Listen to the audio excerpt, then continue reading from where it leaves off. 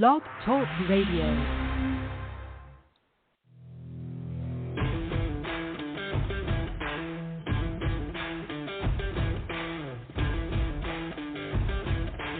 The following broadcast is brought to you by the iGolf Sports Network. Golf Talk Live is sponsored by the iGolf Sports Network and Golf Tips Magazine. Here's Andrew to tell you more about our sponsors. iGolf Sports is a live stream broadcast and media production company providing quality programming designed to attract the golfing enthusiast. And Golf Tips, the game's most in-depth instruction magazine, including reviews on the latest equipment, tips from top teaching professionals, all designed to help you improve from tee to green. Welcome to Golf Talk Live with your host, Ted Odorico. Join Ted each week as he speaks with some of the best in golf. This week's special guest will join us a bit later. But first up is another great discussion on Coach's Corner. So let's introduce tonight's Coach's Corner panel. All right, good evening, everybody, and once again, welcome to Golf Talk Live. And yes, we are live this evening from 6 to 8 p.m. Central or 7 to 9 p.m. Eastern Time for those of you on the East Coast, and always excited to have you guys join in. We got a great show for you tonight, as always. We're going to be talking with the gang, if you will, on the Coach's Corner panel, and I'll bring them out here in just a moment. And a little bit later on, I'm going to be joined once again by my very special guest, who is a world-renowned golf landscape painter, Linda Hartough. She's going to be coming on the show on the second half, so I hope you'll stick around. But always glad to have you guys join in. As I mentioned, we are live every Thursday evening, and the best way to find us is go to blogtalkradio.com/Golf Talk Live is the link. Lots of other great places you can tune in. You'll hear about those at the end of the show. But you just go there, scroll down to the well, actually, if it's live, you can it'll come up right on the main part of the page. But if you miss it, or tune in a little bit later and you want to hear the entire show, you can go to that link, blogtalkradio.com/Golf Talk Live, and scroll to the on-demand section, and you'll see it front and center right there, and you can listen to it in its entirety a little bit later on when it's convenient for you. So, but thank you for joining us again, and I'm going to introduce the Coach's Corner panel. We'll get into tonight's discussion. All right, first up is Tim Kramer. He is a visionary peak performance mind coach, president and founder of Peak Performance Mind Coaching, a program utilizing innovative and pioneering mind coaching techniques. And he's also a contributor, editor with Golf Tips Magazine. Also joining the panel is Alicia Larson. She's a Class A LPGA teacher professional, founder and president of Gratitude Golf, currently head professional at and director of instruction at Marcus Point Golf Club in Pensacola, Florida, and author of The Missing Link, The Powerful Role of Self-Talk in the Mind Game of Golf, and coaches every golfer from beginner, intermediate, up to the advanced players. And coughing in the background is my good friend Clint Wright, a 30-year member of the PGA, one of the partners at TGM Golf, who, of course, are a big proponent of the R3 approach, considered, in my opinion, to be one of the best in the short game today and a favorite panelist here on Golf Talk Live. So, guys, welcome to Coach's Corners on Golf Talk Live. Good evening. Glad we're here. Thank you. Well, glad you guys could join me. Clint, are you going to be all right, or do we need to give you a break? I'm surviving. Yeah, I'm surviving. I'm sorry. I'm surviving. No, not a problem. It happens.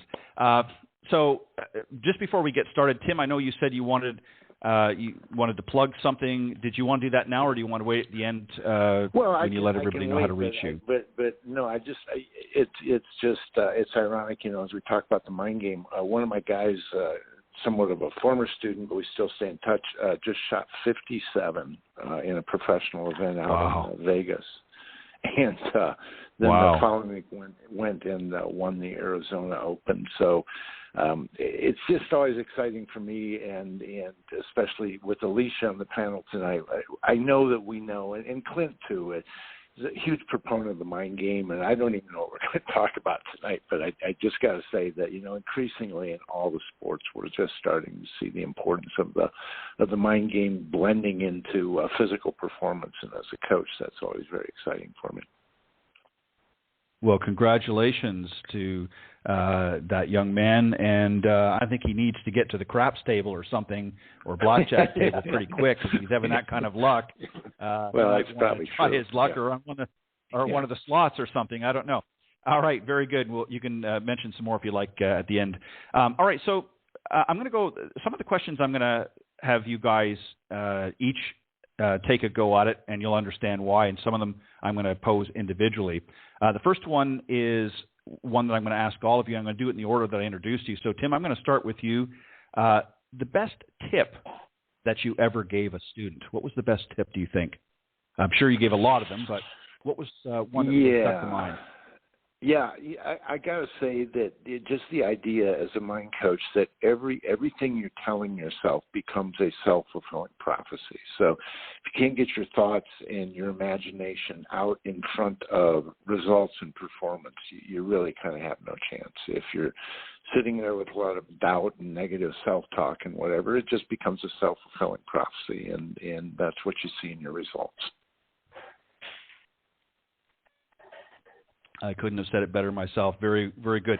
Alicia, what about you? What's again? I know we've all given many good tips, but sometimes there's a few that stick out to mind, and obviously a lot of it depends on the reception of the student, how they receive it. That's obviously, I think, a given. But what's one of the best tips do you think that you've ever given a student that you can recall?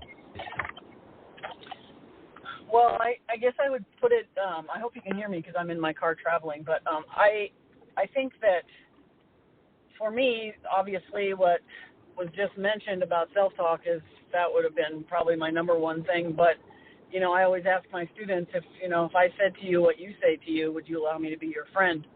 And everybody that I've ever asked that would say, well, no way. There's no way I'd let anybody talk to me like that. And I'm like, well, then, okay, so let's talk about that, So that would be that really gets to the core of people it's right under the surface. They know that they're mean to themselves, but they still do it. And if you can kind of tap into that and kind of reverse that, it's really, really, I don't think as golf professionals we can really make the progress that our students want when we're standing in front of them if they don't address that issue. I really don't feel like there can be anything that can be achieved or even try to reach your full potential by having that piece really in place. It just has to be addressed. The other thing is I would say I think tip-wise, if I really honestly feel when I work for Golf Digest schools and they emphasize that, a large percentage of the problems that people encounter with their golf swing are something they do before they move in their fundamentals. And so I really have focused on that with the masses and said, let's just go for those first. And it really does improve people, and you don't have to have it be a major undertaking and an overhaul of their golf swing, but just some subtle changes here and there with their fundamentals, and it really can make a difference. And equipping them with the knowledge of what the fundamentals and how they can affect positively or negatively their game. So I think I've really enjoyed teaching people about the fundamentals of the game, in general, just starting off, and then of course you have to go to the movement and everything else once you move, but that's been very helpful for the masses for me. Very good. I like that answer. Again, definitely some words to live by. Clint, what about you? I know you've had some good tips as well that you've shared over the many years that you've been teaching as a professional. Any one that maybe sticks out to mind? It might be one that you've repeated a lot to a number of students, but is there one particular that you can think of that really stuck out? It's real simple. Let's start with the putter. What do you think? When you get a student come up, all they want to do is bang balls, and I start my lesson programs off over the years, and I've kind of refined it down. That's all I work on anymore, is we're going to start putting, because I always ask the student what the objective of the game is. And, well, the objective of the game is to put the ball in the hole. I said, all right, well, let's figure out how to do that first, and then we can keep score. So really just more of not a tip, but more of an improvement strategy that we kind of instill in our students. First off, is if we're looking for a better score, we got to figure out how to put it in the hole first, and then we can figure out how to get up there in left shot. So not necessarily a tip, just a strategy for improvement, and we always start people off putting to figure out how to put it in the hole. I think that's a great answer as well. Sometimes getting direct to the point, I think is the best way to handle it. I think sometimes, as you're right, Clint, I think a lot of students think that they need to pull out the driver and see how much more distance they can get. And, it's nice to be able to hit the ball long, but at the same time, if you're not in the fairway, if you're not keeping it in the short grass, a driver sometimes is not your friend. So I would be much more inclined and rather be more proficient on the putting surface, because that's where you're going to score your shots the majority of the time. So well said. That's right. Let me ask, I'm going to ask this one here of Alicia. I'm going to start in a different order this time. Alicia, let's talk for a second about bunker play. This is a nemesis for many golfers. What can we do to make it easier for amateurs to hit out of the sand? Why do they have so much tough time doing that? And we look at the pros on television and they make it look so easy. Why is it so easy for the pros? Why do the amateurs have such a tough time? I strongly feel that the amateur player isn't aware of the importance of the entry level. Well, first of all, they're just their setup and everything, but the entry level into the sand. So you can, I'm sure this is a drill that every golf professional has given people, where you draw a line in the sand and you have them see visually where they're entering the sand, and that helps their visual. But I also think the experiential side of feeling acceleration is you have to be stronger out of the bunker, and they just don't take that sand and finish. They're going to take sand and not finish, or they're going to finish and don't take sand, and that's the entry level thing. So I think that Dave Pells, when he made me be a proficient bunker player, and I had to stand in the sand and have him watch me for hours, he said he had me hit 3 irons out of the bunker, and lay that baby wide open, and you have acceleration with a 3 iron, and that gets you to be a really good bunker player for sure. And when you're standing there with Dave Pells and he's watching you for hours, you become a pretty good bunker player.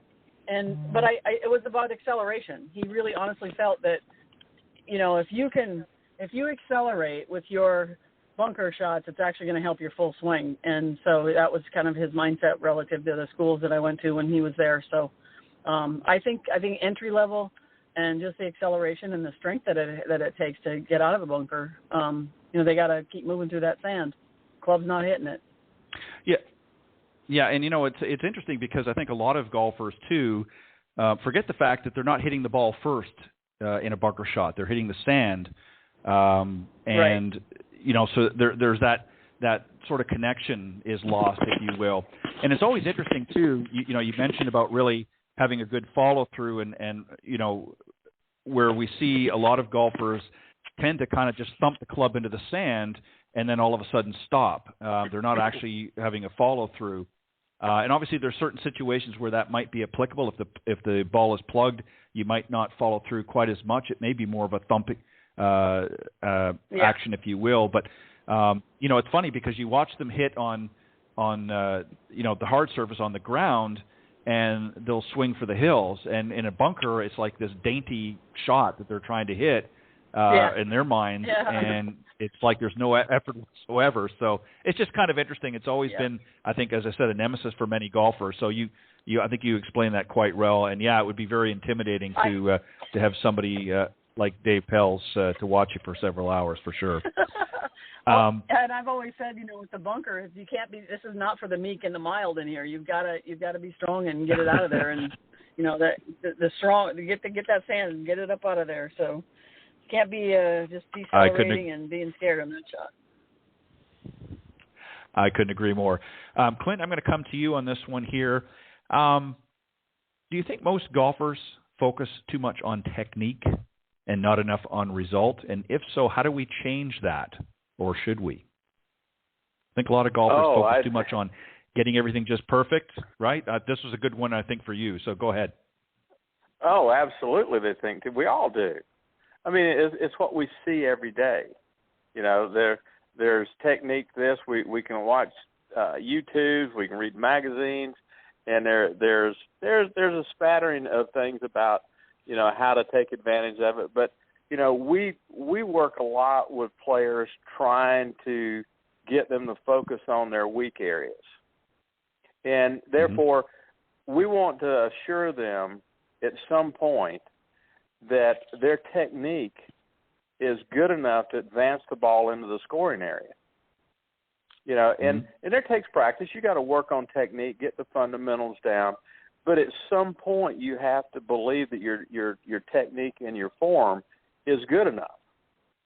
Stop fretting over it. Stop getting over the ball trying to keep your left elbow close to your side or whatever the newest quirky thing is that you've read or heard on the internet about. Well, I always get a big kick out of it. Hey, 10 minutes to 20 more yards.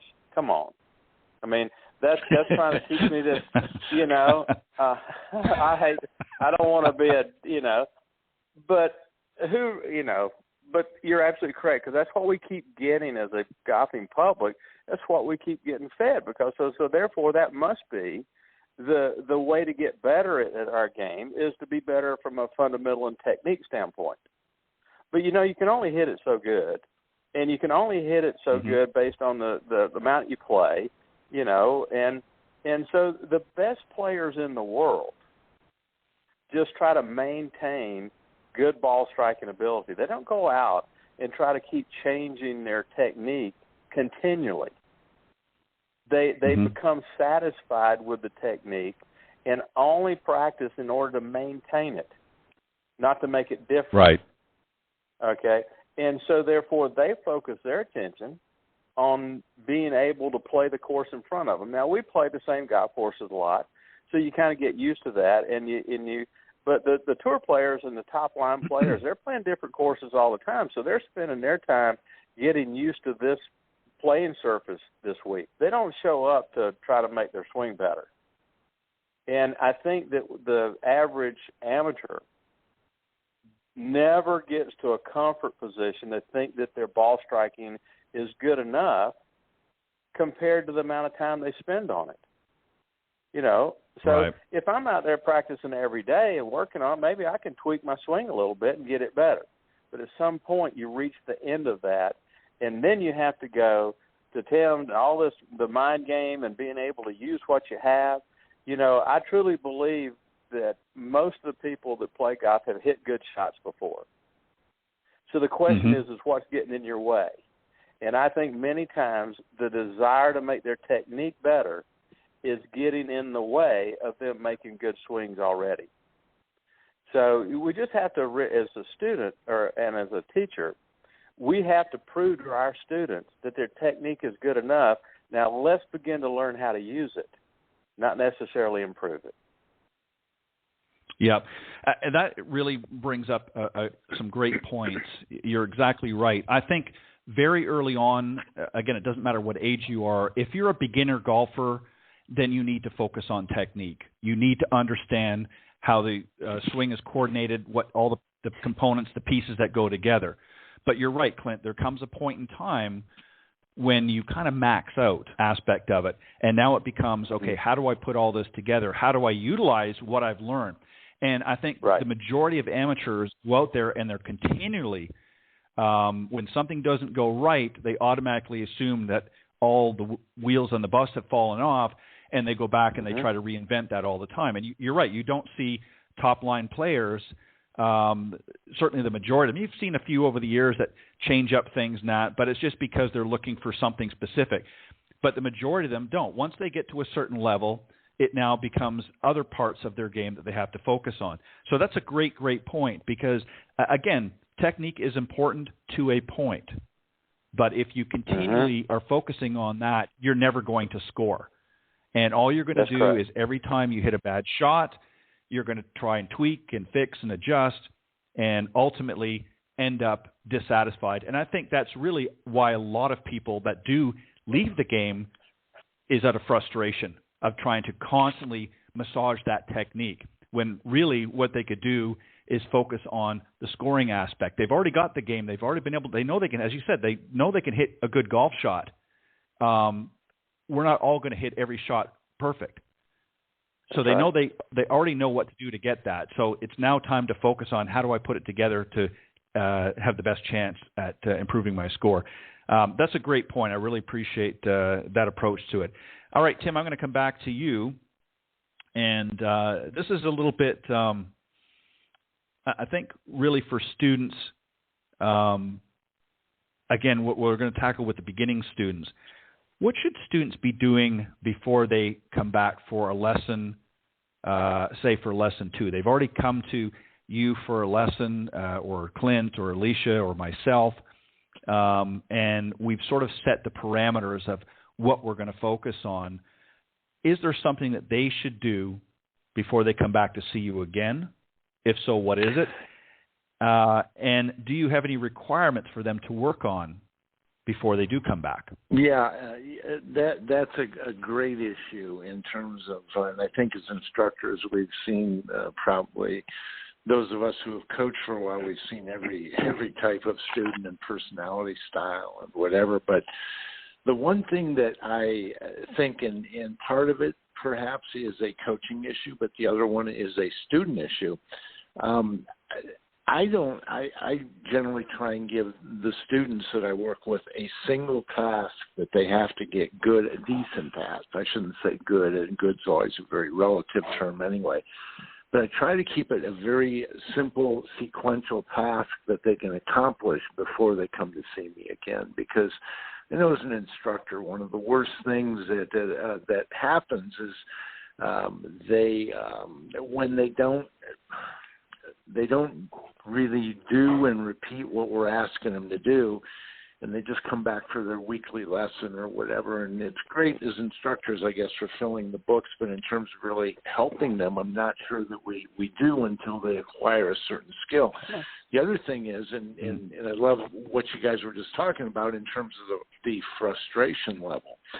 And I think that a huge part of the frustration level is because they're not improving at the pace that they think that they should be improving, and so they get frustrated and they either quit the sport or whatever. So, yeah, I do think as instructors we really have to do maybe a little better job of holding them accountable for the task at hand. And I don't see that it's very easy to get distracted or the other thing is we were talking about, about YouTube clips and everything like that.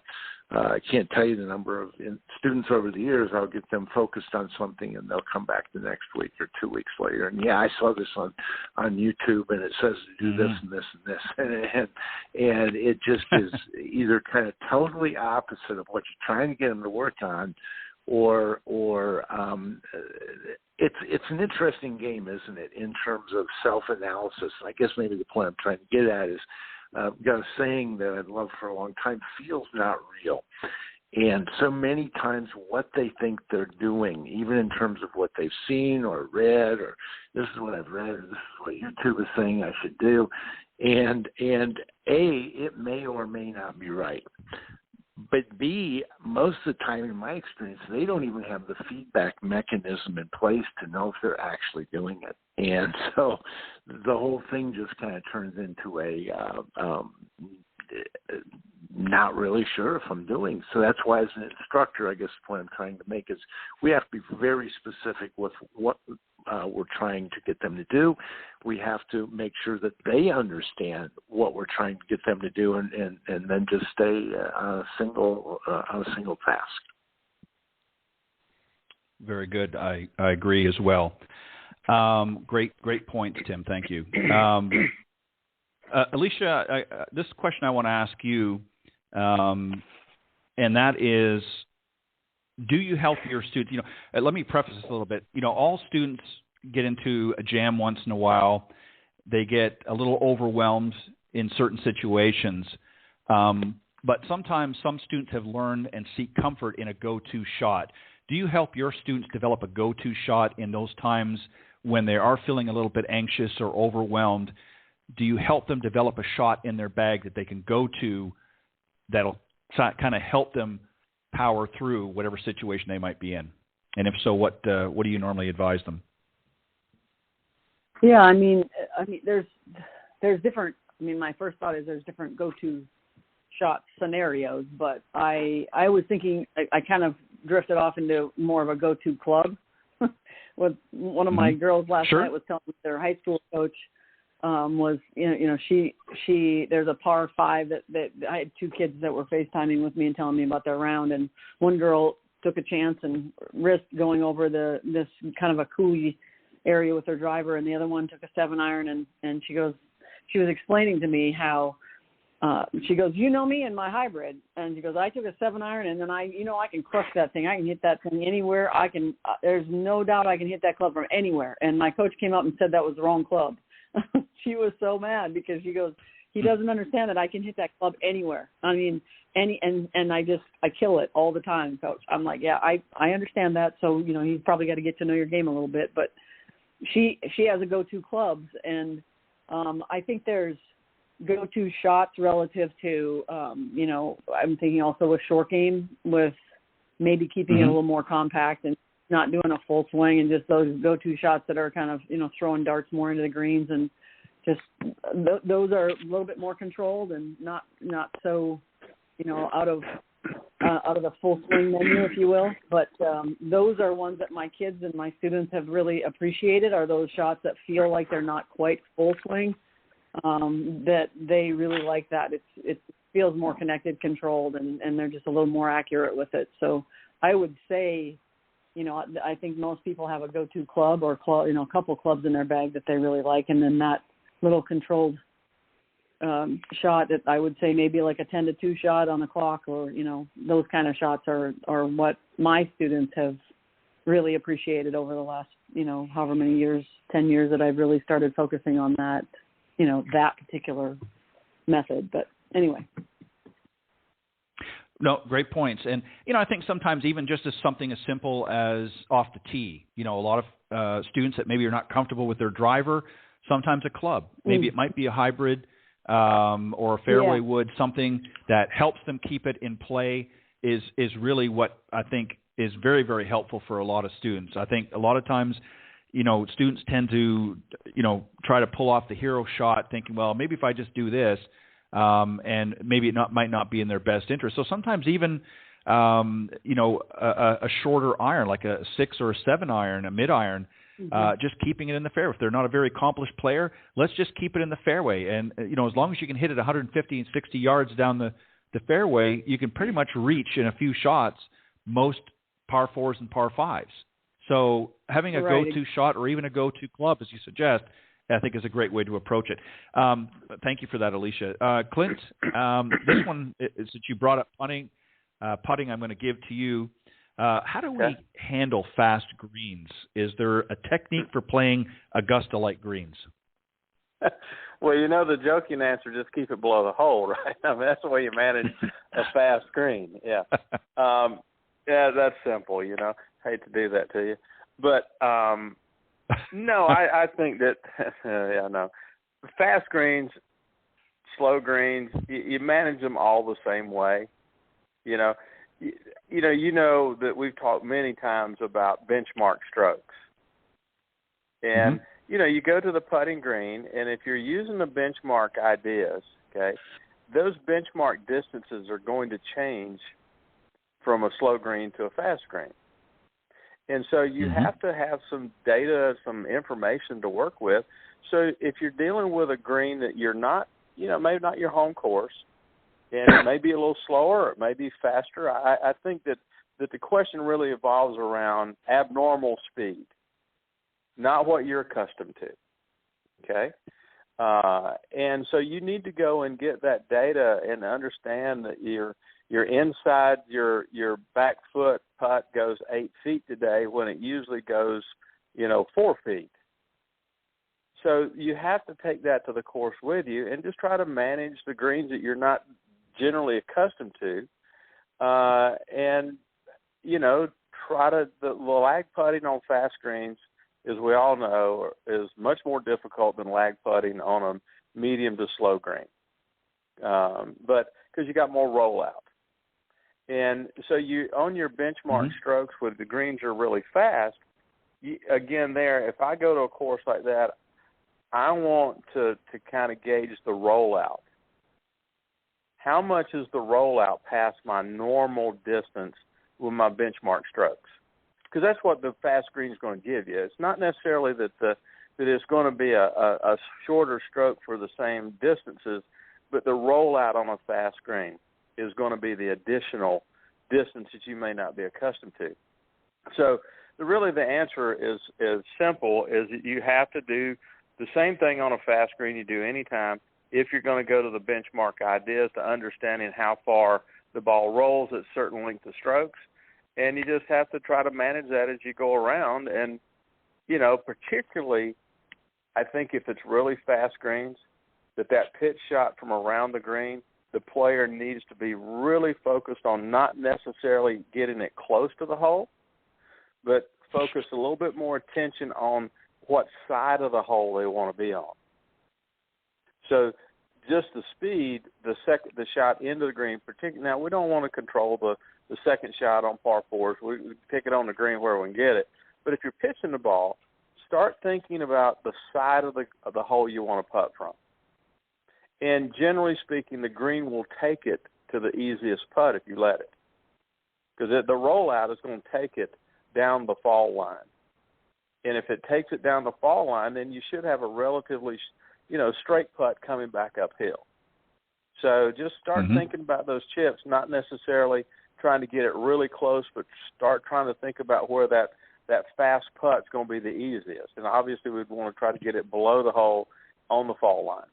So you manage it with the benchmark strokes, but you also manage a little bit different focus in your pitching as well.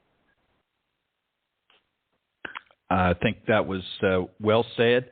And, here's the thing really is, and I like the way, and that's one of the reasons why I came to you for this particular question, because I know you've answered something similar to this before, as you've alluded to. But, I think a lot of people, when it comes to putting, fall into the same trap. They go out and they practice a few short putts, then they do some lag putting, but they don't really, as you put it, sort of put together any sort of stats. So there's really no understanding. And each time they go out, it's different. And without having some sort of, as you said, a benchmark to work from, or a guide, if you will, to work from, it becomes very, very difficult to develop any consistency in your putting game.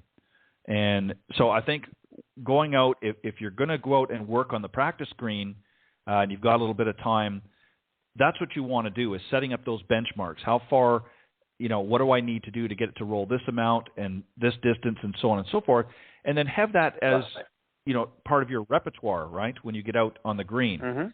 And a lot of folks don't do that. Right, exactly. It's information. The more information, and that's what the pros do. The pros have that information. That's and, right. That's why they keep those stats, so they can fall back on that at a later point, because, as you said, they're playing so many different courses. They're not playing the same one. So we actually have an advantage for those of us that are maybe playing our home course or a course that we regularly play at. We have an advantage because the conditions typically tend to be the same week in, week out, given a few variances in weather and things like that. Certainly close enough to give us a general idea. So we have an advantage. So doing that is definitely a good thing. All right, I'm going to come back to Tim. And again, I'm going to ask each of you a question. If we have time, I've got one that I'd like all of you to answer. But this one, Tim, I want you to – we're playing for a club event.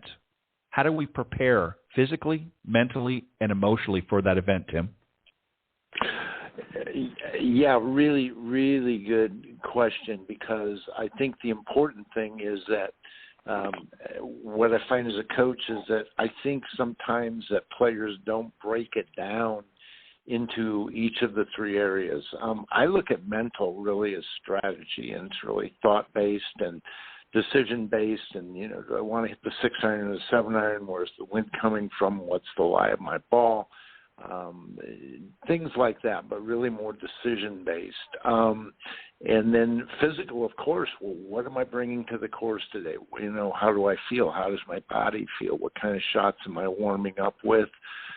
Maybe what are my tendencies today, and things like that. And then emotional, of course. And I still maintain that emotion is probably the driving force for the other two, the mood that I'm in and my attitude, and do I really think I can get the job done? But as a coach, I really like to see each of those components.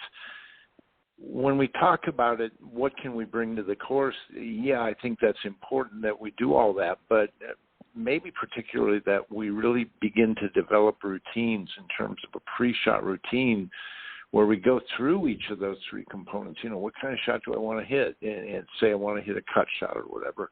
Then this is how that swing would feel. And too many times what I see are amateurs without any sort of a pre-shot routine. So they sit and imagine maybe what they want to have happen to the ball, but kinesthetically, from a feel standpoint, they don't really have a clue of how their body, of how they want it to move and how they want the club face to feel and things like that. So the brain goes scanning, of course, for information that it doesn't have current access to. And I do see a lot of errors that come from that. And then again, emotionally, I think that maybe setting the tone, well, I know setting the tone before a shot, but also before we get to the course. I don't think enough amateurs really set the tone for how they want to, the attitude they want to bring to the game today and the mood that they're going to be in. And that's when it only takes a shot or two for them to be totally off in the weeds and, a bad hole and they're pretty much done for the day. And that, of course, is, we instructors know is probably one of the biggest differences between the rank amateur and, say, a touring professional is touring professionals tend to, although not all the time, but tend to get over their mistakes pretty quickly, whereas amateurs, it can be a downward spiral pretty quickly. And so, what we bring to, again, we could say what we bring to the course, but I would dare say it needs to be more specific than that in terms of what we bring to each shot. And then, are we really present to the experience? Are we playing it a shot at a time? Is our mind off in the past or the future or all that kind of stuff? So the ability to just stay focused in the present moment, I think, is the best shot anybody's got at playing good golf. I, again, couldn't agree more wholeheartedly, Tim. Great points. Alicia, this is a question I have, and Tim sort of got into it a little bit, but maybe you can talk about some different aspects of it. But everybody goes out, and whether you're a junior particularly or maybe a collegiate player, we'll deal with that end of the spectrum just to make it a little bit more defined. They anticipate that they're going to lose from time to time.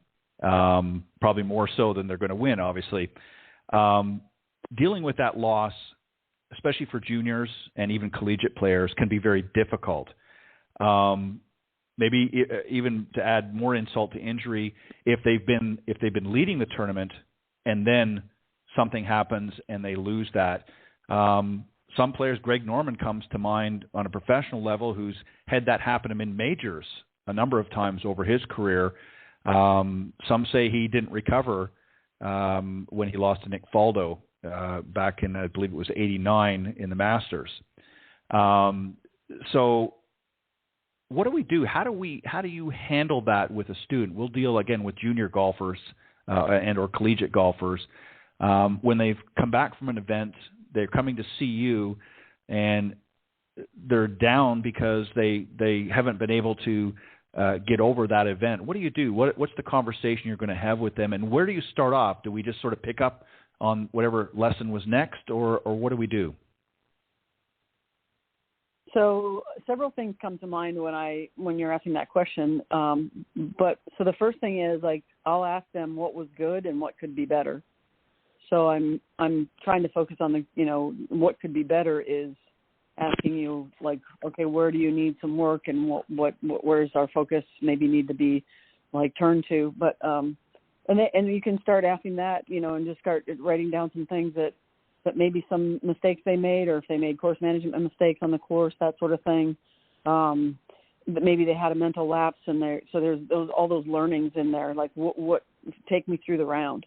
I also, would encourage them to evaluate when they're done with the round, which is what we, when I ask them that question, that's what we're essentially doing. And what did they learn about themselves when they're out there? Like, if they can look at themselves objectively now and say, yeah, I really, what you've taught me about how to stay,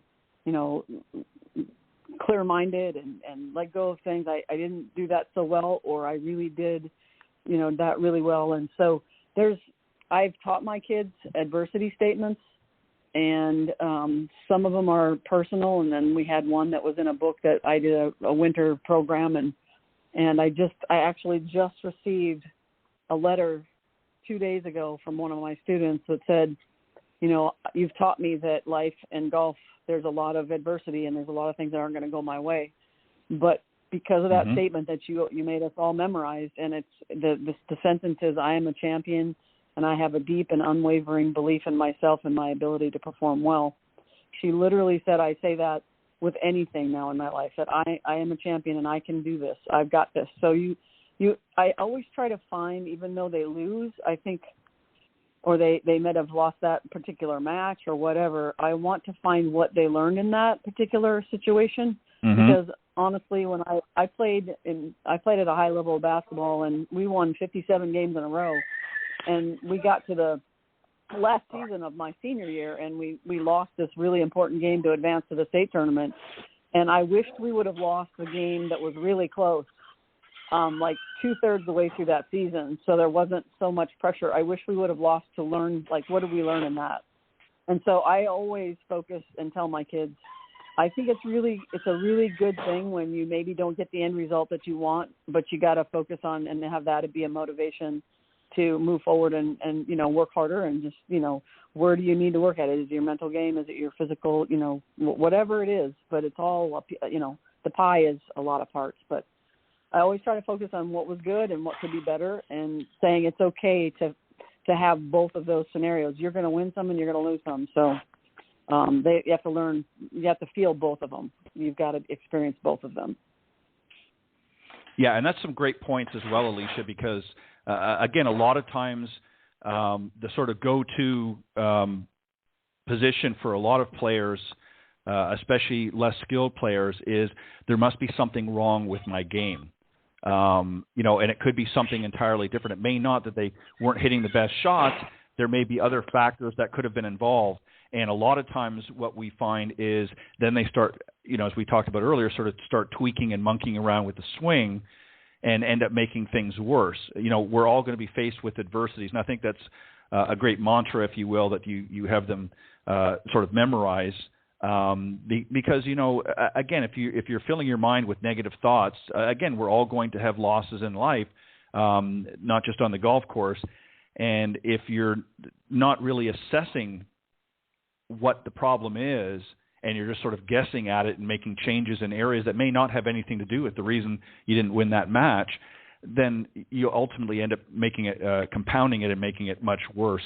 So great points on that, and that's a great way, I think, to handle that sort of diversity with a student. Clint, we're going to go to this one here, and as I said, if we have time, there's a question I'm going to throw to all three of you and see if we can put this one together. But this one's here, I think, again, for students.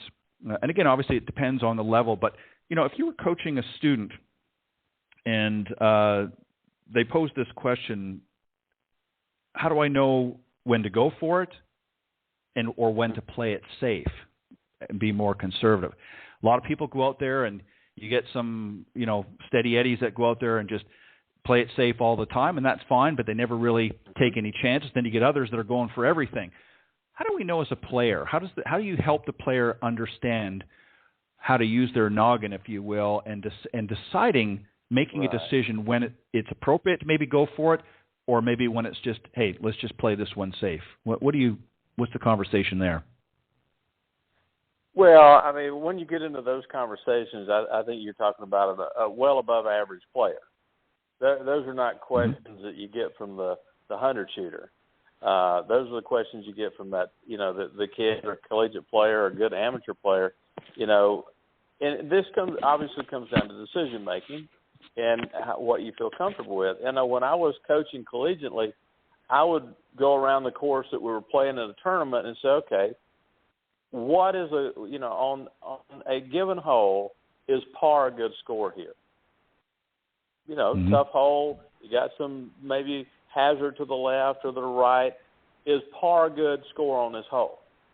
Well, those are the holes where you don't play the hero shot, because par is a good score. There's going to be, if you're going to win this tournament, there's going to be more bogeys made here than birdies on this hole. So this is where can I make a par from? No hero shots. Then on the holes that you're going out there, so, okay, well, it's kind of open. I can, par's not a good score on this hole. That's when I need to take dead aim. I need to give myself a good chance of making birdie. But like I always told my kids when we're playing, we shoot 288 every round, we win. That's even par.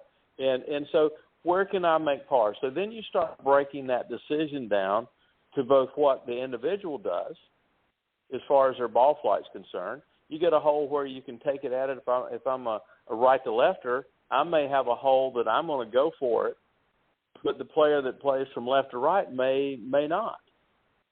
So it gets down to a real individual thing. I don't think there's a blanket thing you can say about when to go for it or not. I think it comes down to real individual, what the ball flight is, the particular type of hole, and making some decisions on whether par is a really good score here.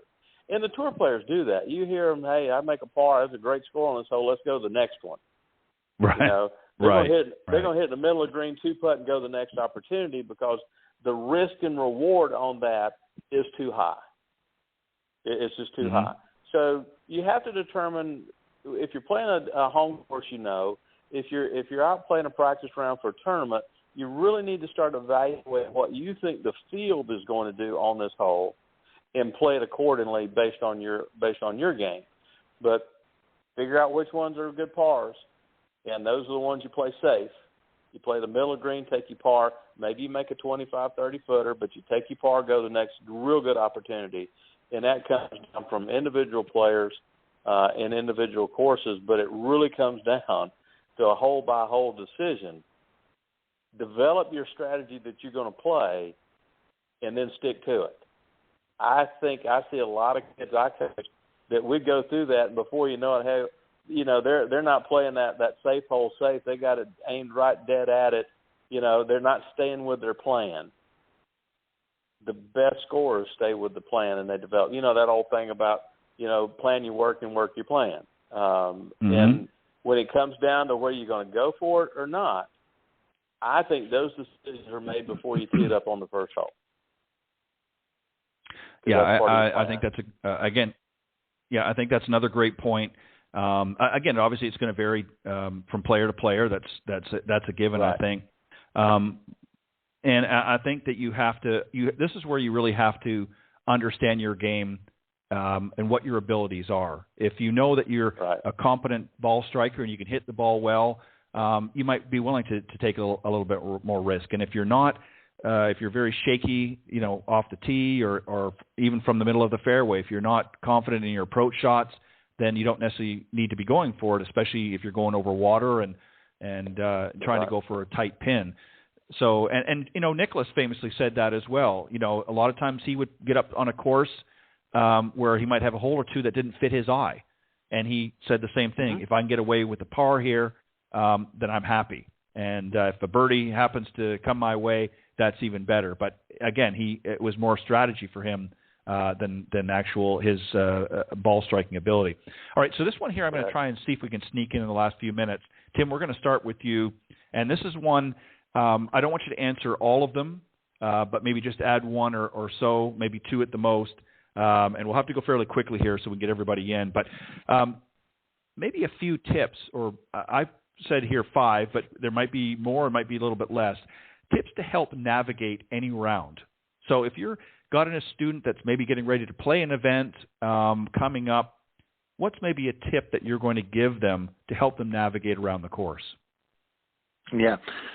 I got to say the best tip that I would have is, and we talk about it a lot, is one shot at a time. And I don't think that can be emphasized enough. I am a firm believer that all negative emotion out there, all the doubt we feel and the indecision we feel and the lack of belief we feel, always surrounds a mind that's gone into the past or into the future. And so if we can just keep a player really one shot at a time, and maybe more importantly, something they believe that they can achieve in that moment with that shot. That to me would be the key to just not getting what we tend to do as players is we drag up the past, something that didn't work.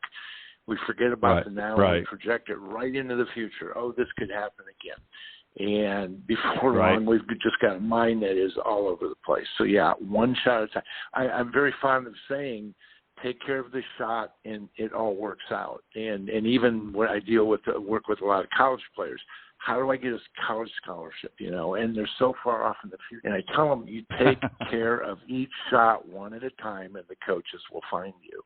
But you got to take care of the shot. Mm-hmm. You can't be thinking about, and it's true of tour school too, right? The professionals, Yep. the mini tour players, their mind is so far off in the tour that they forget to take care of the shots. Just take care of the shot one at a time. That's the best advice I've got. Yep, I think that's a great one. Yeah, too many of them are thinking about winning the Masters, and they haven't even gotten their tour card yet. So, yeah, I think that's a good one to start with. Bingo. Alicia, bingo. Right, Alicia, what about you? Is there a tip that you might have that you would give your students if they were getting ready to maybe play in an upcoming event? It could be a club championship, or it might be a mini tour event, or whatever the case may be, or maybe just even with their friends on the weekend. They haven't played maybe in a week or two, and they want to get out there. What would the tip be that you would like to start them off on the right path with? Yeah, I certainly concur with what was said before about the one shot at a time. That's always, very great advice for any golfer. And then, I think one of the things that comes to mind is I talk about A-B golf, and really, ball is always A, and B is where the prime place where you want to put it. And I try to give them like a little fun thing to say, okay, wherever, if you stood at a specific point on the golf course and you could pick your ball up and just walk it out there and say, I want to be right there. That's B. So I'm going to hit my ball at A and I want to go to B. But in that, I want to make sure that I get what I call a triple W line, meaning I'm going to win and win and win. So, there's always risk and reward, obviously, with golf, but for the Masters, I think the most part I wanted to try to emphasize, if I hit it straight, I win and I'm in play. If I hit it a little left, I'm okay, I'm in play. And if I hit a little right, I'm okay and I'm in play. So I always try to get them to strategize a little bit about where do you want B, if you pick that ball up, where do you want it to be? And then also find your triple W line. So those are the two things that, and then also what was mentioned before about, the one shot at a time. I think that's a great tip as well. Clint, what about you? What's a tip that you might have? Again, somebody might be playing in an upcoming event and you want to get them started off right to enjoy their round. What would you suggest to them to help navigate? Well, I think what's been said is wonderful. The question I always have is, how do I accomplish that? Okay. And what I try to get my students to understand is we want to be one shot at a time. We want to take the good line. But how I'm going to be able to accomplish that is really by controlling my tension level. Try to stay relaxed. Don't let it increase. And control your breathing. As long as I'm breathing calmly, my heart rate's going to go down. If I start holding my breath or breathing short, it's fight or flight. My tension's going to go up and whatever. So when I'm out playing, I know I try to start each swing by, all right, am I breathing properly? And you can watch the videos of the PGA Championship and watch Mickelson behind the ball and pay attention to what he's doing. He's standing there getting his heart rate down, bringing his tension level down to where he can stay in the moment and hit the shot that we all want to hit. So everything that was said is wonderful, but the way we accomplish that is maintaining consistent low levels of tension in your body and keep breathing, and then we can accomplish those things. So pay attention to your breathing through the round, pay close attention to the grip pressure you have and your shoulder tension, and then you'll be able to stay in the moment and hit the shot that you're capable of hitting. Very interesting tip as well. I think I would add to that, and I think it sort of falls in a little bit of line of what you're talking about, Clint, is I would probably say to my student is play to your rhythm. In other words, find what your rhythm or cadence is in your game. And the reason why I say that is quite often we see players, obviously not at the professional level, but we see players, amateurs, that get in with a group. Some groups might play more like a Nick Price. They're very quick in their rhythm, very quick in their pace. some players tend to try to rise up to that level and it may not be, they may be more like an Ernie Els or a Freddie Couples in their cadence. So I like to find their rhythm. And again, as you suggest, Clint, I think controlling your breathing, being in a relaxed mode is going to help them do that. But you never want to play outside of your rhythm. So whatever your natural body rhythm is, that's how you want to play. Because when you change that, doesn't matter what sport you're playing or what you're doing in life, if you're a slow walker, then that's obviously going to be connected with your rhythm. You don't all of a sudden start walking fast or running fast if that's not in your rhythm. So I think once you establish what your rhythm for the day is going to be and you stick with that, you're going to find that you're going to be in much more control of what your body does throughout the day. If you start changing that rhythm, like you said, if you start breathing a little faster or a little different, then that's going to change a lot of that. So that's what I would probably say is find your rhythm. And one way to do that, to develop that consistency, I've always found, and we've talked about this many, many times on the show, is developing that pre-shot routine, because that will help you keep a pace. If you develop a consistent pre-shot routine that you're going to use before every single shot, and you do not vary it any way, shape, or form, you're going to keep within that rhythm. If you 1 minute you stand up and you take 2 looks and whack the ball, and the next time you're standing back and you're throwing grass up and you're doing something entirely different, a lot of times you'll fall out of that rhythm. And so that's what I always try to do with students that I've worked with, is to get them to find their natural body rhythm. And you'd be surprised at how many don't know it. So those are some things. I think those are some great tips if we want to help our golfers to get out and navigate any round. And I think you guys, as always, have done a great job. So I appreciate your answers tonight, guys. And as I always do, I'm going to give each of you a moment or two to let the folks know if they want to reach out or get in touch in some way, the best way that they can do that. So we'll do in the order that we started. Tim, you go first, and then Alicia, and then Clint. Yeah, they can reach me at peakperformancemindcoaching.com, and would love to hear from folks. And certainly we offer some mind game tips, and I do clinics throughout the country, starting to get a little bit back into that now that COVID is easing up, although I'm not sure that we're not into another little dip in it. But in any case, that's where they can find me. Perfect. And Alicia, what about you? You could contact me at gratitudegolf.com, and there's an email place where you can contact me through that. And otherwise, I'm in Pensacola. That's the first time I said that one, huh? And at Marcus Point Golf Club. So if they want to come down to Pensacola at Marcus Point, I believe that I'm the only female teacher in the entire area. So hey, that's we can just Google that, I guess, maybe. I don't know. Anyway. It's all good. Yeah. I'm excited to be here. Well, we're glad to have you down, and welcome to the South officially. Clint, what about yourself? How can we get in touch with you? Well, they can always get it at clintgolf001@yahoo.com. That's my email. Or they can private message or take a look at Third Shot Golf on Facebook.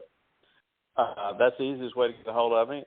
And to help my guys here tonight, everybody needs to go to Pensacola.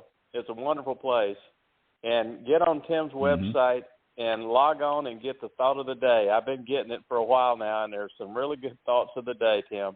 I really look forward to those every morning when I get up. Well, thank you. Yeah, I appreciate that. I guess I did forget to mention that, but thank you. I really do. And I appreciate, Ted, you include me all the time like you do, and we've had a great time.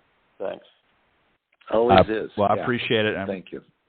I'm glad to have all of you on the show. I appreciate it and all that you bring. That's what makes it fun every Thursday evening for me. So thank you, guys. Have a great weekend, and I'll see you next time on the Coach's Corner panel here on Golf Talk Live. Have a great weekend, guys. Thank you. Thanks again. Good night, everybody. Bye. All right. That was Tim Kramer, Alicia Larson, and Clint Wright joining me this evening on the Coach's Corner panel. We're going to take a quick break, and then we will welcome my very special guest, world-renowned golf landscape painter and artist, Linda Hartough.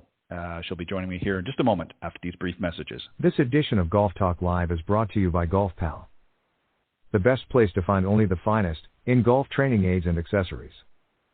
Get in on some great deals on leading products such as Down Underboard, Rapsodo, Golf Slingshot, and more. Visit golfpal.golf today. And don't forget to subscribe to our newsletter. Golf Pal. We're serious about your game. The following ad is sponsored by Golf Tips Magazine. Are you tired of being short off the tee? And what about those 3 putts? Forget about it. It's time you got serious about your game. Golf Tips, the most in-depth magazine in the industry. For over 30 years, Golf Tips has delivered expert content such as the latest golf instruction from America's top pros, simple-to-follow practice and game improvement drills, fitness and mental game tips, equipment, training aids, accessory and apparel reviews, golf destinations and travel tips for every budget, and so much more. Don't miss a single issue. Go to golftipsmag.com and subscribe today. All right. Once again, thank you everybody for joining me this evening. I'm very excited to welcome back my special guest, Linda Hartough. I'm going to tell you a little bit about her, just for those of you that maybe weren't tuned in the last time she was on. I'll just tell you a little bit about her, and then I will bring her on, and we'll begin our interview portion of the show. Linda is a world-renowned golf landscape artist. Her work is displayed in the permanent collections of such legendary clubs as Augusta National, Laurel Valley, Pinehurst, and Pine Valley, in the personal collections of such golf notables as Jack Nicklaus, Ray Floyd, and Reese Jones, and in the collections of the USGA Museum in Far Hills, New Jersey, and in the Morris Museum of Art in Augusta, Georgia. Her paintings of various holes at Augusta National Golf Club are prized by collectors the world over. In addition, Linda painted the first of the U.S. Open Series in 1990, commissioned by the USGA, a 25-year series she completed in 2014, as well as her British Open Championship Series from 1990 to 99. In 2017, Linda was an inductee into the Low Country Golf Hall of Fame and has been honored with the Golf Digest Lifetime Achievement Award. So please welcome my very special guest again this evening, Linda Hartough. Good evening, Linda, and welcome back. Very nice How are you to be doing? here. I'm doing just great. Thank you. That was a wonderful introduction. Thank you. Well, I went from memory. No, I didn't. I had my little cheat sheet here. You had so many accolades. It was hard to so I had to write them all down, of course. But welcome back, Linda. I really appreciate you coming back. And thank you. I thought what we would do. You're very welcome. My pleasure. I thought what we would do is maybe go back a little bit before we get into the main part of our discussion, and maybe you could just talk about how you got to do what you do, because it's not just like you woke up one day and said, "Well, I'm going to paint golf landscapes, or I'm going to paint famous golf holes." There was a process. So walk us back a little. Go back in time a little bit and walk us through that process, how you got to where you are today. Okay, well, I've always been an artist as long as I can remember, so art has always been the first thing in my life, and I painted a lot of different subjects and have always made my living from my art, so I learned, kind of to be able to do commission work, and in 1984, I was asked if I could paint a golf course, and I said, sure, and it happened to be Augusta National. So that's how I got started with golf art. The pros there, which was Dave Spencer and Bob Kletke at the time, they were looking for an artist to paint and make some prints so they could sell them at the Masters. And my first one was the 13th hole, and they took the painting and had it printed at the local commercial printer, a friend of theirs, which I had never printed my work before, so it was all new experience for me for sure. But anyhow, that's how it got started, and then I worked, I did several paintings for them, and it was 85, 86, 87, and 88. And by then, other clubs were calling me. So I thought, wow, there's must be something to this. Yeah. Of course, at the time, I didn't realize, that I actually, had I started with any other club, probably it would have been one and done. But since it was Augusta, it was like instant introduction into the golf world. So, and they really appreciated my art. So I thought, well, this is maybe a good thing here. Well, and what's interesting about it is, I mean, you've done a lot of famous holes and a lot of golf courses over the years, since then. But you're right.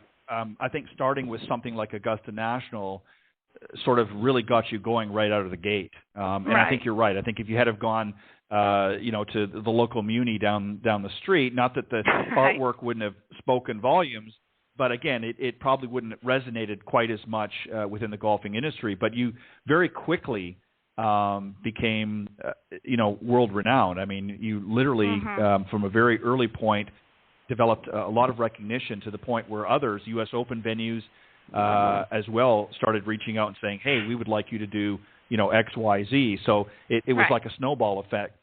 Yeah, it really was. But I think the real turning point was when I just started investigating the golf world as a business and went to the 1988 PGA show. And that was a real eye-opener. I realized that there was nothing out there. There was no art. There was no anything, worthy, I thought. And I thought, wow, this is wide open.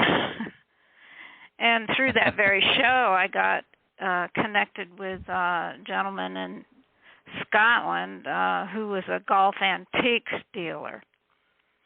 So we kind of went into business together starting then, and he was responsible for helping me get my commission with the RNA for the Open Championship, and then as soon as that was secure, he went right over and talked to the USGA, and we started that. So we started both those series in 1990. And at the same time, I was determined to bring the print quality to fine art as well. So I had to go and find printers and literally learn the entire process of printing and publishing by myself. But I did. I was determined, to have state-of-the-art every part, not just the painting, but the prints as well. Right, exactly. And that's trust me, that's no easy task to be able to do that. So it took a lot of work. I want to talk about for a little bit again, so people can really appreciate what it is that you do. Talk about the actual process. I mean, I was surprised. I mean, I knew that it would take, even the best of the best a while to actually complete a painting. But there's a lot of prep work that goes into it as well. So maybe you can kind of walk us through a little bit of that. When you first either get approached to do a specific hole or a part of a course or something along that idea, where does it begin? Well, it begins really with an agreement, of course. But then I go to the actual course, and it's a process of kind of listening to people at the course, the pros and the people that play there. What is their most memorable holes? What do they think of when they think of that course? And then I like to see the whole course and kind of get a feeling for its character. And then I kind of zero in on the particular holes that I think would make a good representation. And then once we agree on that, or there may be several holes, then I have to photograph those holes in the right light, which is always tricky. Mm-hmm. And because that's the part that really, as a fine artist, that's the part that interests me the most, is how is that hole lit? How does it look? And I have to find that perfect lighting, which really shows off everything I want you to be able to see. So that can take a while. It can take a week. It can take weeks. It can take more than one trip to the course. Every time I went to Scotland, I'd go to St. Andrews. It would be different every single time I went, and even Augusta. Right. As many years as I went there to photograph, it was always different in some way. So you're just always looking for that particular scene that maybe you've never seen before. That particular lighting, angle, whatever. Yeah. Do you ever find that, or have you ever found when you've gone somewhere, I mean, obviously when you're talking about Augusta National and, over in Scotland, some of the Open Championship courses that they play on, Carnoustie and so forth, St. Andrews, were there ever moments you got over there and whether it be the lighting or what have you just was not right and you just didn't feel like you were capturing the image? I figured that would be something that would happen. So what do you do in a case like that? You can't, obviously I know you're not just going over for one day if you're going to Scotland, but if you have to go out to a course over several days, does there come a point you say, well, I guess I'm going to have to accept this, or you just say, no, I'm going to have to, keep trying? What do you do at that point? Have to go another time, maybe another season even. Different lighting. It's just like at St. Andrews, if you go in the summertime, which, high summer, it's not as interesting as it is in late, like August, September, and October even. It's the angle of the sun on the significant holes makes a huge difference. And even the kind of light, the kind of light in September and October, I find much more beautiful than in high summer. Mm-hmm. And if they've had a dry year, sometimes I didn't even go to Scotland. I could tell just by watching the tournaments that this was not going to be a good year. You know how they can be when it's dry. This just like wispy, rough, and not interesting to me. I like to see them at their optimum. Yeah. Well, that's what I was just about to say. You want to see them, figuratively speaking, in their best light. Otherwise, you're not going to be able to capture the essence of the whole. So now that you've gotten the images that you need, and again, that could happen over several weeks or days or what have you, depending on the circumstances. Or years. or even years. Now what happens? What's the next step? Once you look at the photos and you say, okay, these are going to work for me, then what's next in the process? Well, what's next? Of course, while I'm there, I take hundreds of photographs, and I take overall shots and also detail shots. So if I have a scene, I will take the 300 millimeter shots of every piece of that scene. So there's 20, 30 shots, just one picture, one scene. And that way, when I'm working area, I have a detail that is just like being there, basically. But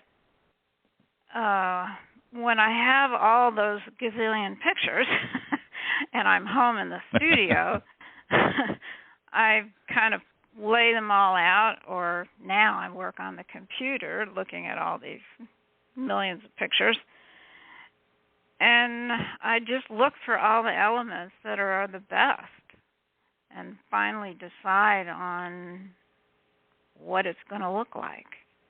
And that process could take quite a while, because I like to literally visualize the painting complete before I ever start.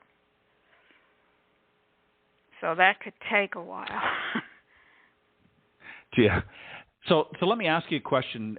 If you're being commissioned, let's say, to do something, whether it be Augusta or any of the courses that you're doing, and you've taken all these photos, do you then go back to them, whoever you're dealing with, and show them what you like, and do they sort of have involvement in what they want you to do at that point? I mean, obviously there may be certain holes that they're looking at, or do they basically rely on your judgment to pick whatever image you're going to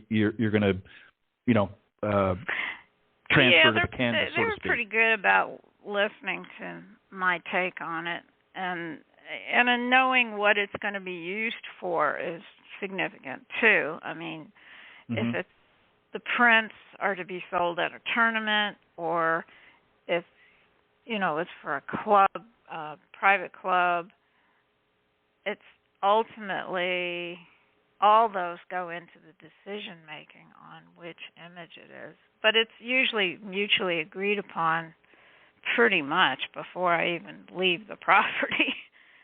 Or it's left up, in terms of the U.S. Open, it was usually just left up to me. And the same way with the Open Championship. It's just whatever I thought. Right. Well, sure. It's obviously your vision. I mean, they have certain things that they want, but obviously they're leaving it up to your expertise, because you're the one that's going to be essentially commissioning it. But I mentioned earlier, too. Go ahead. Well, also, I have, how shall we put it, over all the years of marketing my own work and selling it personally, I developed a sense of knowing what the market wants and what will be successful and what won't. So a lot of times I have to convince, well, not a lot of times, but sometimes I have to convince the person or the people that the scene I've chosen is in their best interest. Right. So that's where a little arm twisting sometimes comes in, I guess. Well, sometimes, because like USGA will, they'll think of a hole completely differently than I do. They'll think of it, this one has the most strategic advantages and the most history and this and that and this and that. But then as a painting, it would look like hell. So I have to convince them that, this is not going to be a good image and people won't buy it. It's like, the first time I was commissioned to do the 17th hole at Pebble Beach, right? Well, they wanted me to do it from the tee. And I'm like, really? Yeah. You know what the 17th hole looks like from the tee? It's like this little teeny strip golf, and the rest is sky and grass. And I said, no, I'm not doing that. And they let me do it the way I wanted, and it's been one of the best-selling prints I've ever had. Well, and see, this is where, the artist's eye sort of comes into it. I mean, as you said, for them, it's, it's about the nostalgia, and, this hole was featured in whatever the case may be, and or has had this level of history, but it may not actually be the best representation of even the course. So, there's a lot of things to go into it. Now, I mentioned earlier, and I wanted to ask you, and again, you don't have to give specific examples on each of them, but just maybe a general overview. I mentioned that you've worked on or contributed to some of the personal collections of some notables, Jack Nicklaus, Rhys Jones, and Raymond Floyd. What particularly were they looking for? Was it just specific? Were there specific holes, or were they just sort of wanting to sort of recapture moments in their history? What was some of the requests? It was basically, what were some of the requests? It was basically their let's see, how do we put it? Significant. Well, as Jack Nicklaus, for instance, his significant wins. Right. He has 7 paintings, and they were all his major wins and his favorite holes, pretty much. And Ray Floyd with Augusta, and then Reese Jones. These were courses he designed. So, right. it was like special. And even his father bought one of Hazeltine. That was one of his favorites. So there's all kinds of reasons. So it was, yeah. Right. So it was more or less a walk down memory lane for them, as they wanted a record in whether it be a painting or even in print of some memorable moments throughout their history, either as a course designer or as a player who had a number of events that were successful for them. So obviously that would make sense. So it's very interesting that just what everybody's viewpoint. Now I mentioned too also that you were inducted into the Low Country Golf Hall of Fame and also honored by Golf Digest with the Lifetime Achievement Award. Those obviously had to be very special for you, correct? Oh my gosh, yes. What did that mean when you really got the call or got the?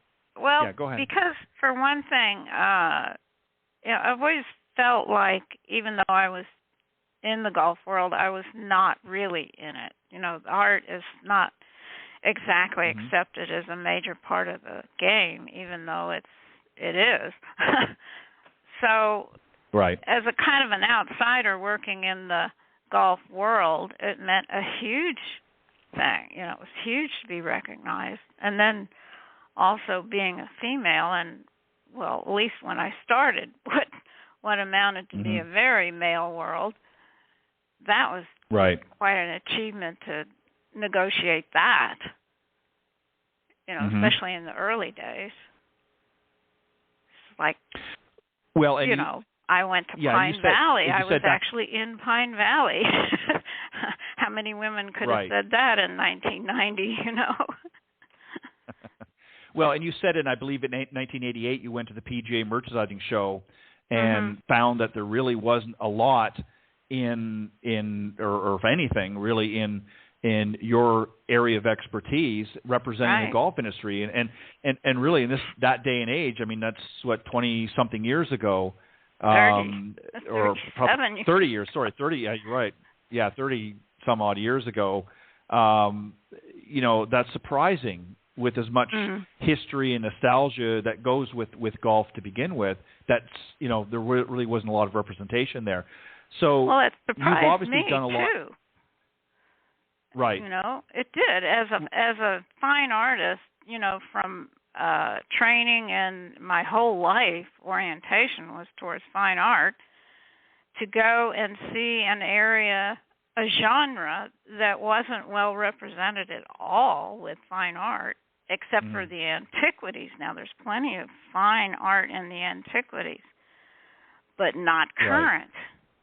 And then what little art there was out there was so poorly printed and presented and cheap. It was just like astounding to me that nobody had done anything with that. So I decided I would do it. I think, so you could call yourself really somewhat of a pioneer then in golf to really, Well, I know you are. I didn't know how much of one when I started. No. I just saw the potential. Well, I didn't know how hard it was going to be, but. Well, you've fared very well over the years, obviously, and opened up a door. Yeah, you've opened up a door to an area of golf that really we had not seen up until that point.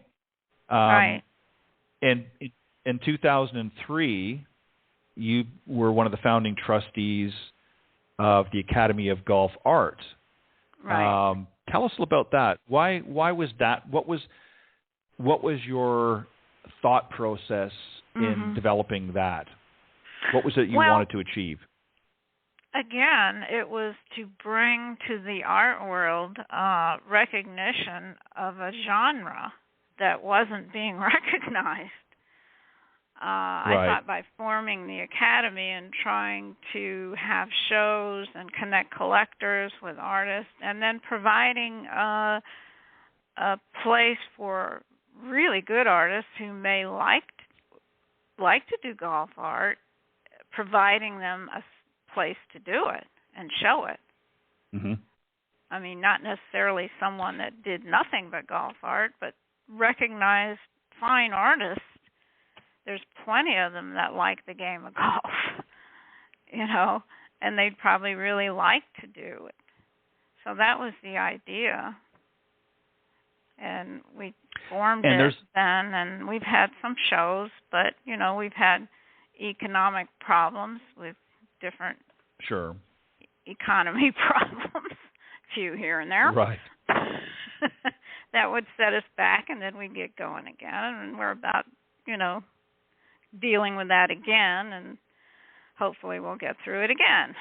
So, but it's a process. And you have a number of artists now that participate, that provide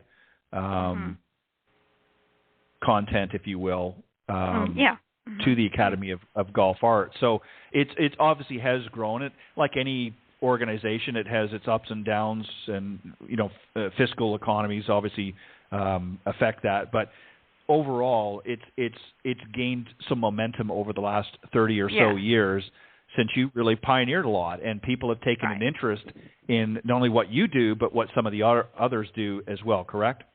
Right, yes, and I think it's going to go to a different level here soon, too. So, yes, it's very exciting. Very good. Now, I know that you also, I had, a few weeks ago, I had Dr. Bernecki from the Golf Heritage Society who was on, and I know you know him very well. And I understand you're going to be participating in a Golf Art Symposium October 1st of this year in Monroeville, Pennsylvania. Can you tell us a little bit about that? Yeah. The Golf Historical Society is having their 50th year anniversary meeting, which is quite significant. And we just kind of are two organizations, the Academy of Golf Art, and we're kind of, aligned a lot. So we decided to combine forces, and we'd have a special exhibition, and also they put together this art symposium, which was really great.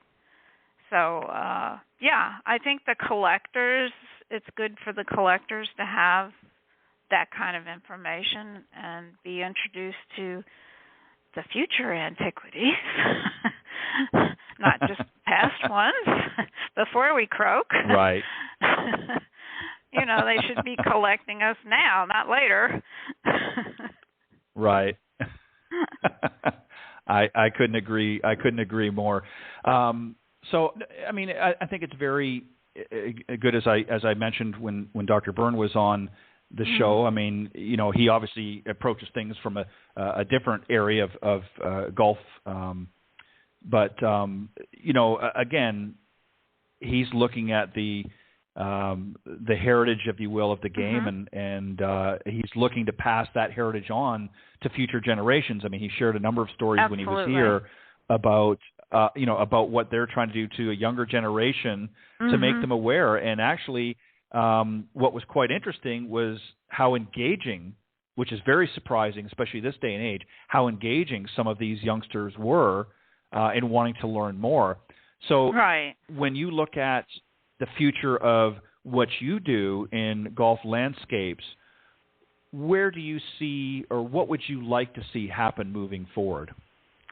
Well, we have a plan, and part of that, of course, is to incorporate working with young people and having, I don't know, maybe contests or just somehow getting involved with maybe first tee groups or, just sponsoring classes for young people that might be interested in golf art too.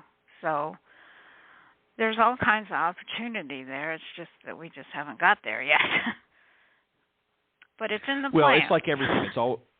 It's always a work in progress. I mean, it's always, you have to, do one step at a time. Now, you also have a website, and we'll talk about that for a few moments, hartough.com, and it's spelled HARTOUGH.com is your website. And people can actually look at a lot of the work that you've done. Now, obviously, you do paintings, but you also have them then turning into prints as well, which you obviously sell. Right. So are there things that you're working on right now? Are there some new projects that you're working on now that you want to share with us? Well, I've been working with private clubs recently. I haven't been doing too many of the championships, tournament work. I kind of ended those series, but I just finished one for Glenview in Chicago. They had the Western Open here just a couple of weeks ago. And there's a few more private clubs in the future here. I forgot where I was going with that. But as far as the website, we have we've been doing these Guess the Winner contests, where, a major tournament like next week, we'll have a Guess the Winner contest for the Tour Championship, and we give away a free print to people that guess the winner. So that's kind of fun, and it engages everyone. I think they really enjoy it, so that's something we like to do and keep that up. We'll have a Ryder Cup contest, too, and, that's kind of fun. And for those that want to, obviously, go ahead. Please go ahead. We also specialize in custom things. If somebody wants something in particular size, canvas, paper, or maybe texturized, we kind of specialize in doing and fitting, specific projects for either offices or homes or whatever. So you actually talk to a person when you order. Yeah, that makes a big difference. I know I'm probably much like you. I'm not really fond of the automated systems that we. You can do it. You can order on the website like any other website, but the girl that works for me, Sharon, she's like, whatever we can do to accommodate. We figure out framing for them and everything. So we just do whatever, and that's kind of give them our specialty right now is customer service. Exactly, giving them a more customized approach to customer service. So I agree. I think that's fantastic. I want to ask you something here about when you're painting, because I found this very interesting. You talked a little bit. Maybe you could share a little bit of it again. When somebody looks at, I'm looking at, I'm on your website right now, and that's why I'm asking. And there's the painting of in progress. The painting of 13th green at Augusta National. And what's really interesting is there's so much going on in the background with the trees and the azaleas and so forth. When you look at an image like this, where do you start? Where do you begin? I look at it, and obviously you're looking through a more experienced eye, but when you've got the photos and you've got the image in mind, but when you start on a painting like this, where in the painting do you start? Well, you can actually see that if you go to the studio tab and look at the drop down, you'll see works in progress. guess that's what it is. And you can see a painting from start to finish. There's a number of ones there. You can just pick one you want to look at, and you'll see exactly how it's done. And I start out with just a plain blue line drawing, and then I start usually with the sky and the things that are furthest away and work towards the foreground. So that's generally how, obviously there's differences in every image that you're looking at, but generally that's how you work with, is you sort of work from the furthest to the closest. Right. Like if you look at you pick any one and click on it, you'll see all the progress of that painting. And you can make like a slideshow of it. It's amazing. When you look at through that, and I'm going to again, we'll give the listeners the website here again in a second, and obviously we want to wait until after the show, after we're done, they can go and check it out. I was just being a little bit nosy, and I wanted to ask you that because it's very interesting. I find it, I'm certainly not going to try my hand at what you're doing here because I'm quite certain it's going to look entirely different than what you have. But it's always interesting to me when I see, trust me, it's going to look much different. But when I look at these images, and it's very, very interesting because it starts off something very, very, what you would think would be simplistic, looking. But as you evolve through the various images and you start to see it take shape, it's just amazing. And then when you see the finished product, the amount of detail that obviously went into it and how it sort of progressed, it is very, very interesting in the process. And, was this something that you sort of somewhat came naturally? I don't mean, obviously you were involved at an earlier age and artists, but is this a technique that you're taught along the way when you went to school and was first learning how to become an artist? How did you learn to do that? Because that's not something that most people looking at a painting. I'd have to say it evolved. Okay. And the way I paint is not the way you're taught to paint. I paint in sections, which, every teacher tells you to work the whole painting up at once. Well, as you can see, most of that canvas is blank. Each part I do is finished. It's like a process called alla prima, where you're putting all that paint on and working it wet, and it's done before you move on to the next section. So each piece fits into the next piece, basically. It's kind of a weird way of working. It's almost like a jigsaw puzzle, really, if you think about it. Each piece you find, and then you find the next piece, or in your case, you develop and paint the next piece that goes into. Whatever comes next. It's very interesting. Yeah, it's like, if there's trees in the sky, then the trees have to be in the sky before I get to the next section. So, it's hard to explain. You have to look at those paintings in progress to see you get a general idea of how it's done.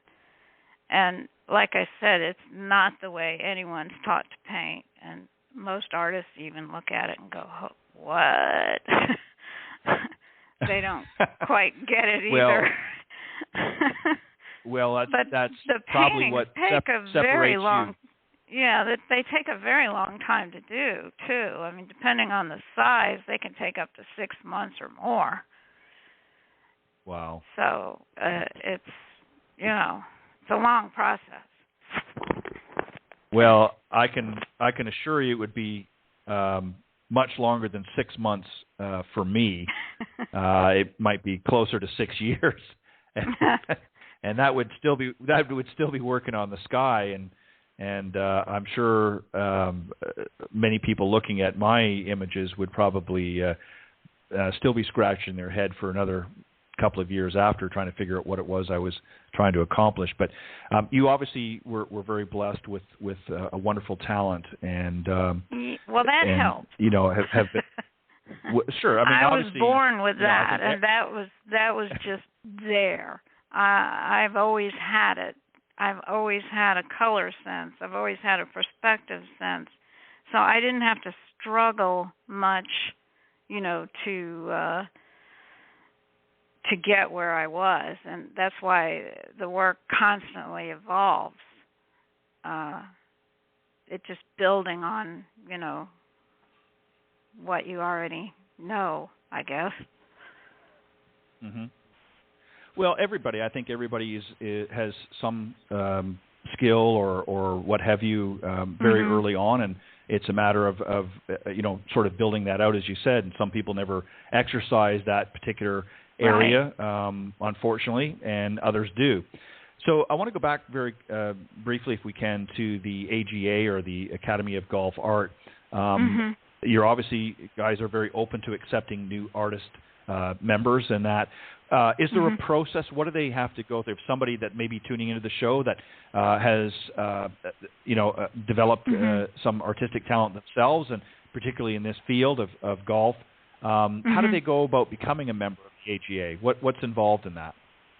Well, they have to go to the website and make contact, and then submit their work. I mean, basically representations of what they're doing. And then we kind of all get together and decide. You know, there's different levels of membership. Sure. Are there things that you look for as members as you're looking at new members? Are there things in the work that you're looking? I mean, for instance, if you've got two people and they're kind of almost exactly the same, does that matter? I wonder, it's a skill level, basically. I mean, you're looking for depth and skill and and imagery. Obviously, there's so many aspects of what makes a good painting. You're just looking for all of that. Got it.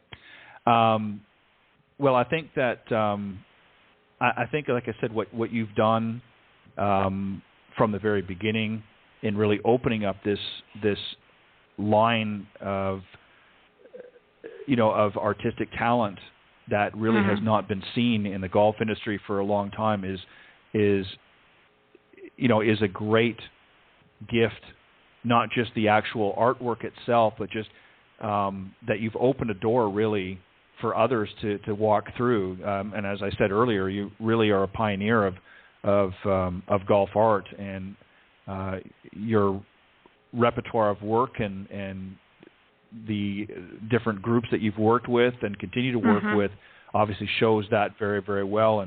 And I know you're very, very proud of what you do, and I know you obviously enjoy that. And even though you said you never set out to get in the golf business, you've certainly it didn't take me done long to decide that it was a good place to be. I mean, I really enjoy the golf people, and I love the different landscape of all the different courses, and it's a really wonderful world, the golf world.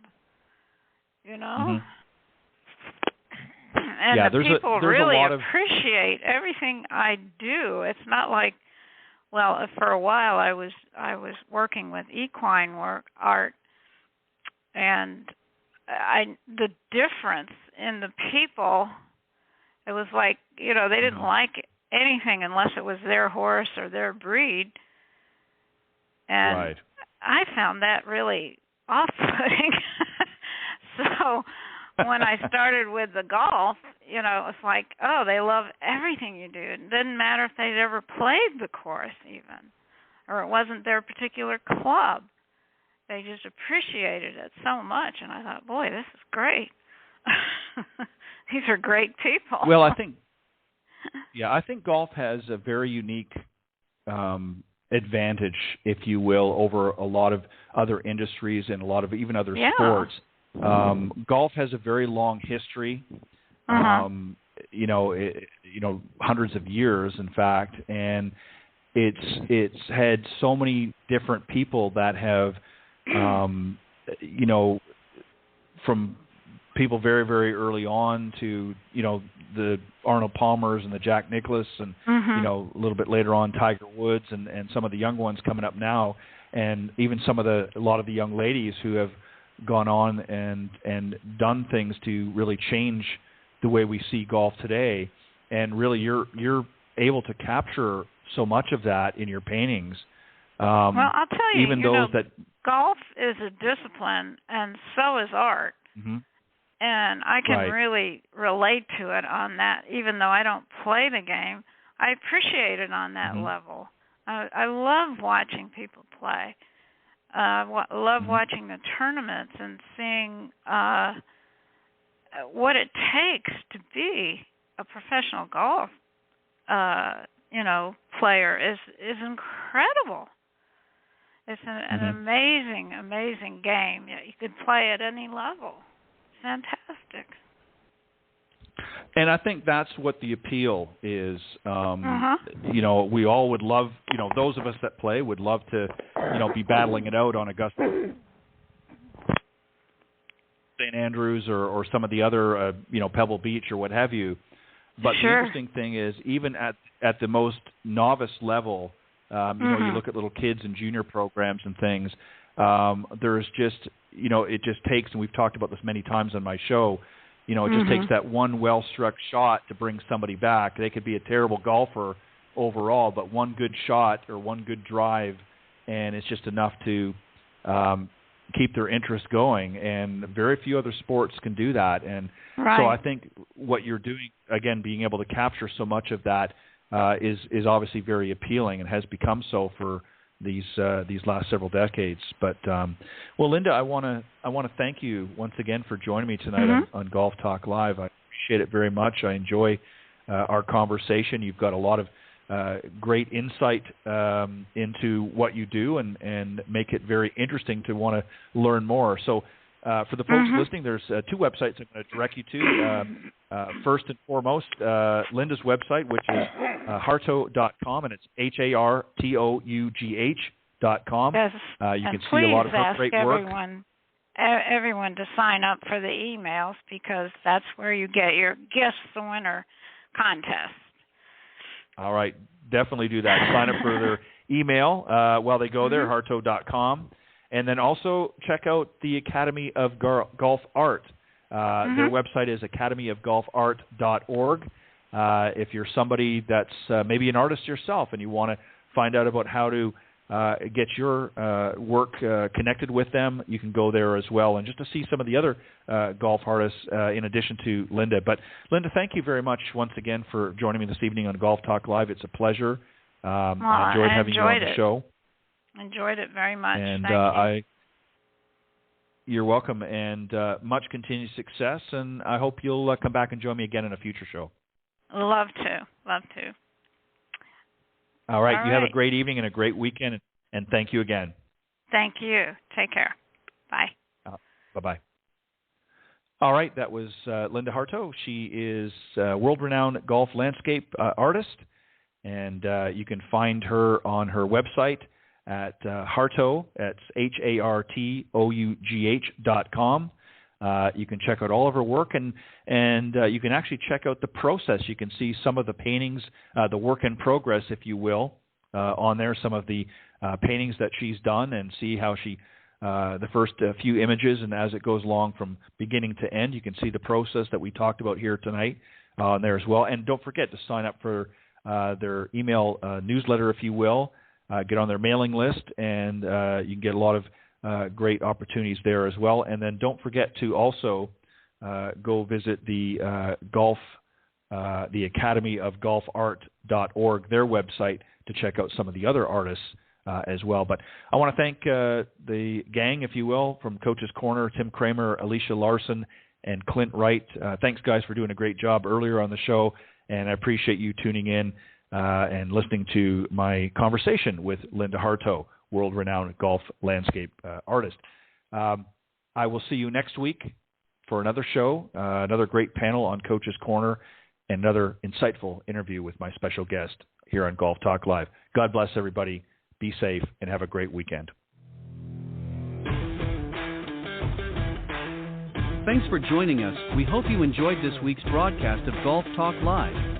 We'd like to thank this week's Coach's Corner panel, and a special thank you to tonight's guest.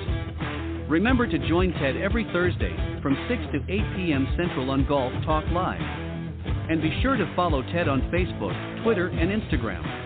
If you're interested in being a guest on Golf Talk Live, send Ted an email at ted.golftalklive@gmail.com. This has been a production of the iGolf Sports Network.